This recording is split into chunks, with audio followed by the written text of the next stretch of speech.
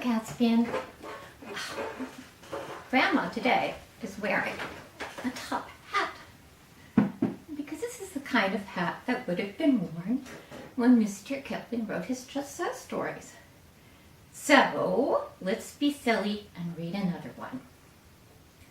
How the Whale Got His Throat. In the sea, once upon a time, there was a whale, and he ate fishes. He ate the starfish, and the garfish, and the crab, and the dab, and the plaice, and the dace, and the skate, and his mate, and the mackerel, and the pickerel, and really, truly, twirly, whirly eel. All the fishes he could find in all the sea he ate with his mouth, so. Till at last there was only one small fish left in all the sea, and he was a small skute fish, and he swam a little behind the whale's right ear, so as to be out of harm's way. Then the whale stood up on his tail and said, "I'm hungry." And the small skute fish said in a small skute voice, "Noble and generous whale, have you ever tasted man?"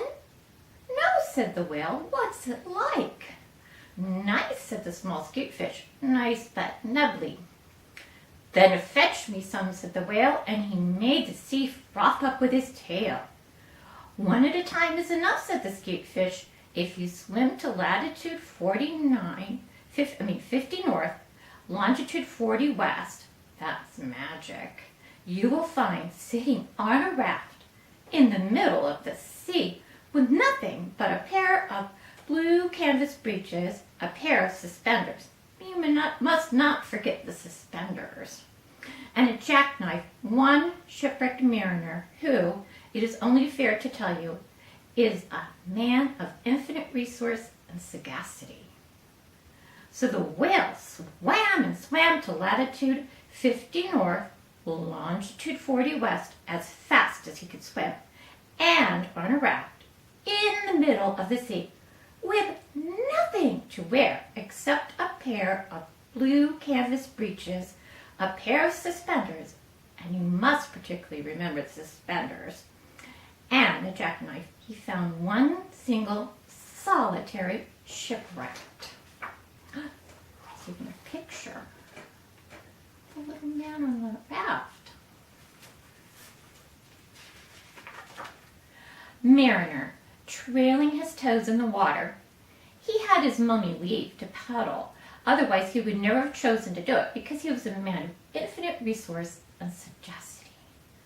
When the whale opened his mouth back and back and back till it nearly touched his tail, he swallowed the shipwrecked mariner and the raft he was sitting on, and his blue canvas breeches and the suspenders, which you must not forget, and the jackknife.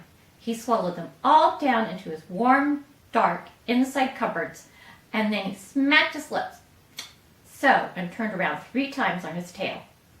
But as soon as the mariner, who was a man of infinite resource and sagacity, found himself truly inside the whale's warm, dark, inside cupboards, he stumped, and he jumped, and he thumped, and he bumped, and he pranced, and he danced, and he banged, and he clanged, and he hit, and he bit, and he licked, and he crept, and he prowled, and he howled, and he hopped, and he dropped, and he cried, and he sighed, and he crawled, and he bawled, and he stepped, and he leapt, and he danced hornpipes where he shouldn't.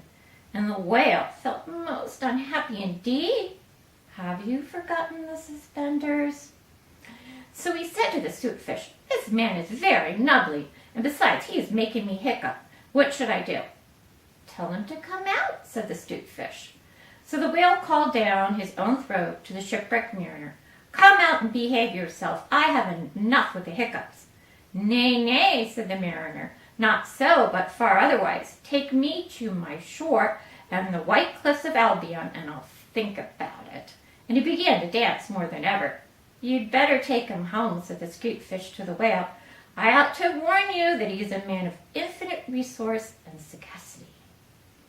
So the whale swam and swam and swam with both flippers in his tail as hard as he could for the hiccups, and at last he saw the mariner's shore and the white cliffs of Albion, and he rushed halfway up the beach and opened his mouth wide and wide and wide and said, "Change here for Winchester, Oshawa, Nashua, Keene, and stations on the Fitchburg Road."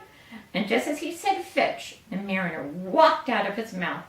But while the whale had been swimming, the mariner, who was indeed a person of infinite resource and sagacity, had taken his jackknife and cut up the raft into little square gratings, all running in a crisscross, and he tied it firm with his suspenders. Now you know why you were not to forget the suspenders. And he dragged that grating good and tight into the whale's throat, and there it stuck. And then he recited the following sloka, which, in case you have not heard it, I will now proceed to relate. "By the means of a grating, I have stopped your aiding." For the mariner, he was also a Hibernian, and he stepped out on the shingle, and he went home to his mother, who had given him leave to trail his toes in the water, and he married and lived happily ever after. So did the whale. But from that day on, the grating in his throat, which he could neither cough up nor swallow down, prevented him eating anything except very, very small fish. And that is the reason why whales nowadays never eat men or boys or little girls. The small cute fish went and hid himself in the mud under the door sills of the equator. He was afraid that the whale might be angry with him. The sailor took the jackknife home. He was wearing the blue canvas breeches when he walked out on the shingle. The suspenders were left behind, you see, to tie the grating with, and that is the end of that tale.